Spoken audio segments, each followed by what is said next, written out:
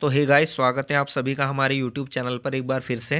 दोस्तों, डीडी शर्मा से संबंधित सीरीज़ में भा से संबंधित अक्षरों को पढ़ाया जा रहा है और इसका पहला पार्ट मैं कल अपलोड कर चुका हूँ। आज दूसरा पार्ट है। ठीक है, तो कल जो हमने पढ़ लिया था आपको पता है, भिटौली तक हमने पढ़ लिया था।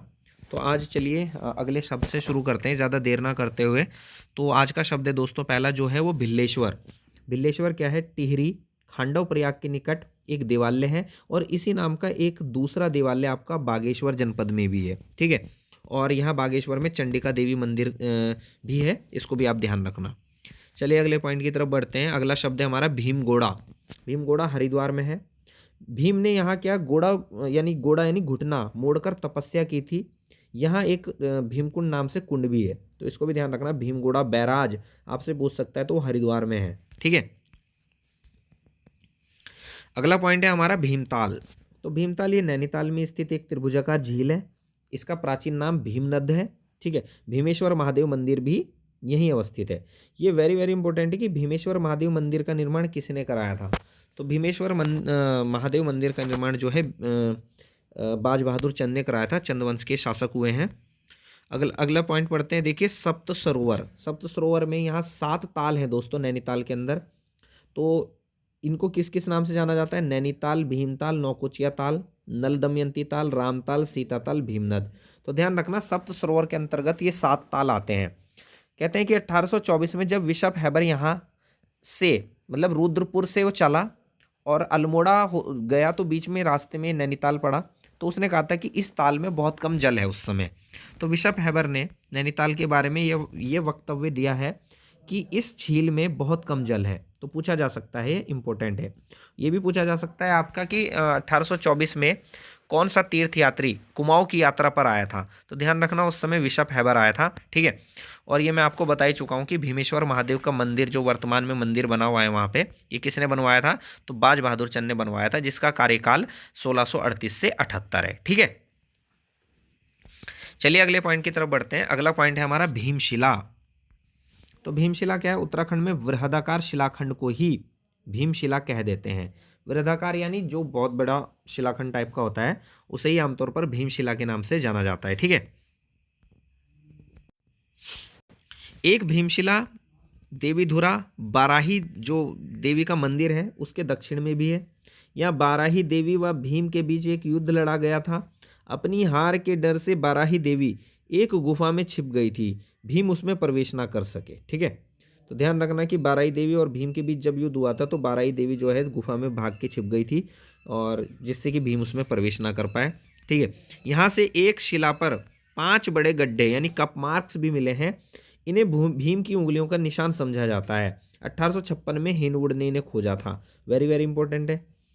इसके अतिरिक्त बद्रीनाथ में सरस्वती गंगा के ऊपर भी एक शिला है जो कि भीमशिला के नाम से जानी जाती है।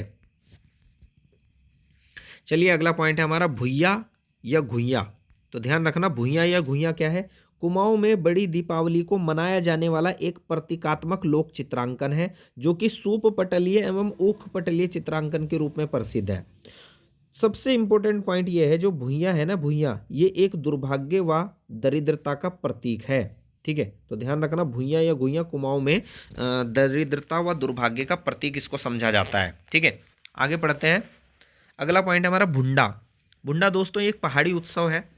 पहले प्रति 12 वर्षों में इसे आयोजित किया जाता था, परंतु ये अब 12 वर्षों की जो परंपरा है वो शिथिल हो चुकी है। पहले ये प्रथा 1808 तक प्रचलित थी। अंग्रेजों ने इस प्रथा को समाप्त कर दिया था। इसमें क्या होता था, इस प्रथा, ये बहुत बेकार प्रथा हुई कुमाऊं में। इसमें क्या होता था कि एक दलित जाति के युवा या प्रौढ़ जो भी है, जो भी मिलेगा, उसका चयन कर लिया जाता था। उसका यज्ञोपवीत संस्कार कर उसे शुद्ध किया जाता था। इस व्यक्ति का कार्य निकट की पहाड़ी से एक रस्से के माध्यम से फिसलकर मंदिर तक आने का होता था। ठीक है, यह घिर्रीदार काठी के माध्यम से होता था। मृत्यु होने पर इसे अशुभ माना जाता था, और अगर वो दलित व्यक्ति बच गया तो उसे रस्से के टुकड़े, मतलब उस रस्से जिससे वो फिसल के आता था, उस रस्से के टुकड़े लोग घर ले जाकर उन्हें टांगते थे, और उस बैडी यानी जिस व्यक्ति का चयन किया जाता था का सिर काटकर रुष्ट देवता को चढ़ा देते थे। तो बहुत बेकार परंपरा थी, जिसमें 1808 में अंग्रेजों ने रोक लगा दी। ठीक है, चलिए अगला पॉइंट देखते हैं इसमें। अब सिर्फ प्रतीकात्मक रूप में इसे मना दिया जाता है। परंपरा तो अब भी प्रचलित है, परंतु प्रतीकात्मक रूप में मनाया जाता है अब। अगला पॉइंट है हमारा भूत भूतियान छयत छयत। तो जौहरी समाज में मृतक की आत्मा की तृप्ति हेतु उसे मदिरा यानी जान व अन्य पकवान भेंट चढ़ाना ही भूत भूतियान छयत छयत कहलाता है। तो जौहरी समाज यानी भूटिया जनजाति से संबंधित एक परंपरा है भूत भूतियान छयत छयत। चलिए अगले पॉइंट की तरफ। अगला पॉइंट है हमारा भूतेर या भूतियोर। तो रुद्रप्रयाग तल्ला नागपुर पट्टी के क्षेत्रपाल के रूप में एक पूजित एक लोक देवता है। इसे भगवान शंकर व उमा पार्वती का एक विशिष्ट गण यानी वीर माना जाता है और देव यात्रियों के रक्षक के रूप में ये फेमस है। चलिए आगे बढ़ते हैं। भूखी छाक जौनसार बाबर की एक प्रचलित प्रथा है, बहुत फेमस प्रथा है, एग्जाम में भी आ चुकी है ये पहले, ठीक है। इसमें क्या होता था कि सुबह सुबह भूखी कोल्टिन भूखी छाक के नाम पर बच्चे के यानी अपने बच्चे के अस्तित्व की रक्षा के लिए कुछ मांगने दरवाजे पर खड़ी होती है। तो भावुक गृहिणियां अपने बच्चों के लिए रखी रोटियों में से आधा हिस्सा उसके अंचल में डालती है। इस परंपरा को ही भूखी छाक प्रथा कहा जाता है।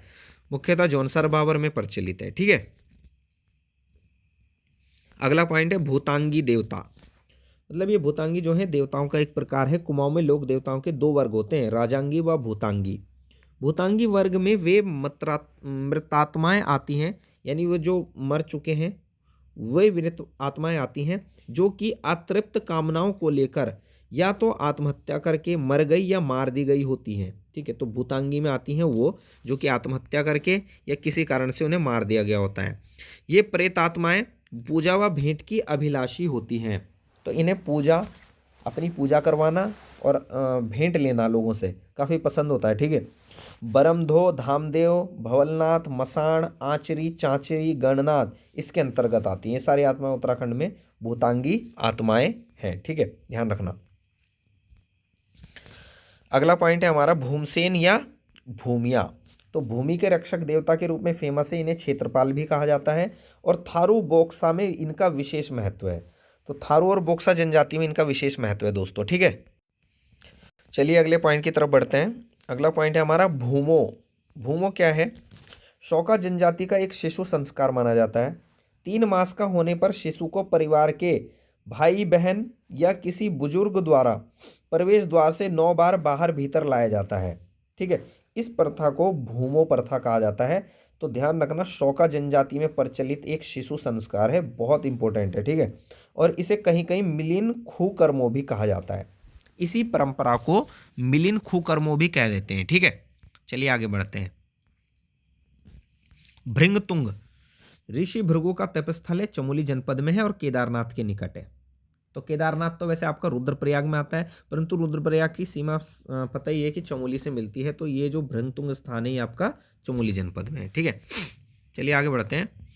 वैसे प्राचीन ग्रंथों में केदारनाथ को भृंगतुंग के नाम से ही जाना गया है, ठीक है। चलिए आगे बढ़ते हैं। आगे हमारा भृगुपत्थन या भृगुपंथ पवित्र देव स्थल भैरव झाप उत्तरकाशी जनपद में है। स्थानीय बोली में यानी इस भृगुपत्तन को या भृगुपंथ को स्थानीय भाषा में भैरवझाप पहाड़ कह देते हैं, ठीक है। तो भैरवझाप पहाड़ शायद एग्जाम में आ भी चुका है, ये उत्तरकाशी जनपद में है, ठीक है। सशरीर स्वर्ग पहुंचने की कामना लेकर लोग यहाँ से आत्महत्या करते थे। 1839 में अंग्रेजों ने इस जगह को प्रतिबंधित कर दिया था, ठीक है। तो ध्यान रखना, भृगुपत्तन जगह कहाँ है आपकी, चाहे भृगुपत्तन पूछे चाहे भैरवझाप पहाड़ पूछे तो उत्तरकाशी जनपद आपका आंसर लगेगा, ठीक है। अगला पॉइंट है हमारा भेंकल ताल, वेरी वेरी इंपॉर्टेंट। तो भेंकल ताल आपका चमोली जनपद में है और भेंकताल रुद्रप्रयाग में। भैरव घाटी उत्तरकाशी जनपद में है। जहू ऋषि का आश्रम यहाँ है जाड़ गंगा नदी के तट पर, वेरी वेरी इंपॉर्टेंट भैरव घाटी। चलिए आगे बढ़ते हैं। भेव भेल या भयाल, तो पहाड़ की तीव्र ढलान युक्त चोटी जिस पर चढ़ना संभव नहीं होता उस जगह को भेव या भयाल कहा जाता है। जैसे बुढ़भेव ये नैनीताल में स्थित एक जगह है। चलिए आगे बढ़ते हैं अगले पॉइंट पे। भेलीधरण, तो भेलीधरण प्रथा मैं आपको पहले भी पढ़ा चुका हूँ, तो देख लेना भेलीधरण क्या है, पूर्व में देखें, यानी पहले हमने पढ़ा चुका है इसको, ठीक है।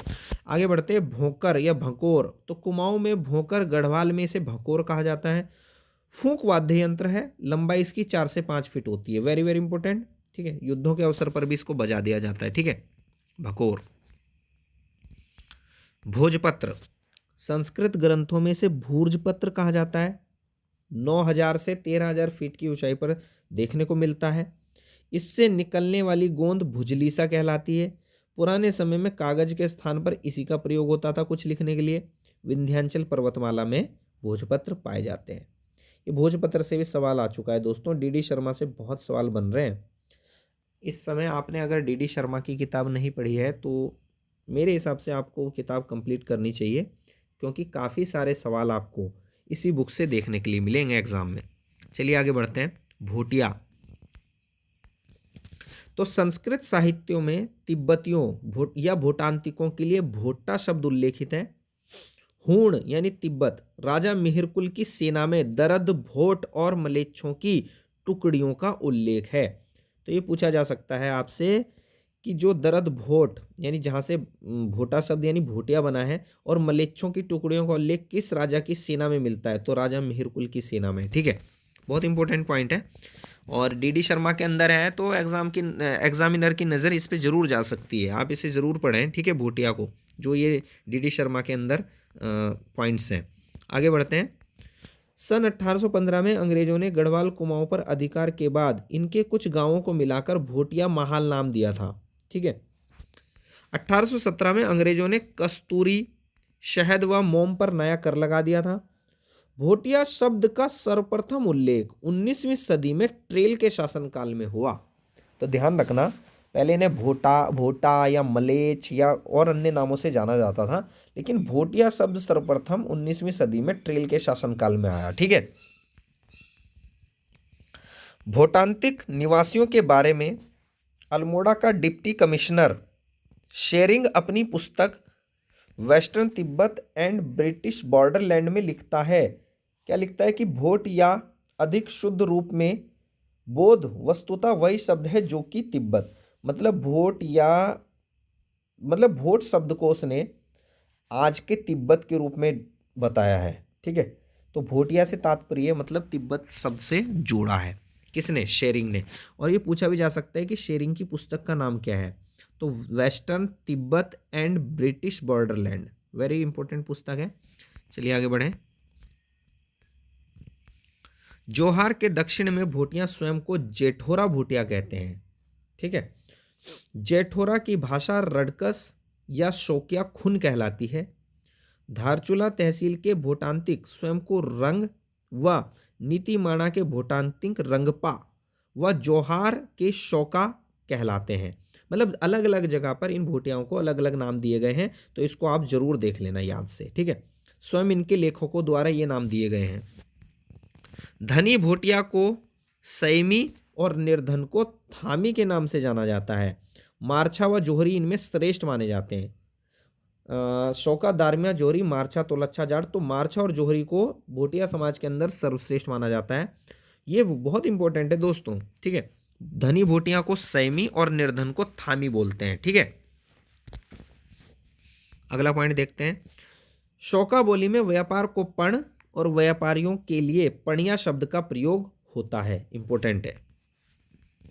चलिए आगे बढ़ते हैं। भयूड़ पूजा जौनपुर का एक कृषकीय अनुष्ठान है। भयूड़ पूजा। भवलनाथ या भोलानाथ चंदवंशीय राजा उदयचंद का पुत्र था। राजनीतिक षड्यंत्र में इसने अपने भाई ज्ञानचंद, मतलब जो इसका जो भाई था ज्ञानचंद, उसने इसकी हत्या कर दी। तब से इसकी आत्मा लोगों को परेशान करती है, ऐसी मान्यता है मतलब। ठीक है, आगे बढ़ते हैं। अल्मोड़ा में पूजा जाने लगा है इसको तब से, तो एक पूजित देवता बन गए हैं। सेम व हरू के समान सम्मानित और पूजनीय देवता इनको माना जाता है अल्मोड़ा में। इनके जागर को भवलनाथ युग जागर व भित्री जागर भी कहा जाता है। कहते हैं कि राजा ज्ञानचंद्र द्वारा इसके प्रकोप से बचने के लिए अल्मोड़ा में अष्टभैरवों की भी स्थापना करवाई थी। तो राजा ज्ञानचंद ने इसके प्रकोप से बचने के लिए अष्टभैरवों की स्थापना कराई थी अल्मोड़ा में। तो बहुत इंपॉर्टेंट पॉइंट है। ठीक है, तो दोस्तों आज हमारा भा से संबंधित अक्षर भी पूरे हो चुके हैं और 2 पार्ट में हमने भा से संबंधित अक्षरों को पढ़ा। एक पार्ट मैंने कल अपलोड कर दिया था, एक पार्ट मैं आज अपलोड कर दूंगा। तो आप हमारी वीडियोस को ज़्यादा से ज़्यादा शेयर करें, लाइक कमेंट और सब्सक्राइब करना ना भूलें। बने रहिए हमारे चैनल के साथ। मिलते हैं अगले लेक्चर में, तब तक के लिए धन्यवाद। जय भारत, जय हिंद।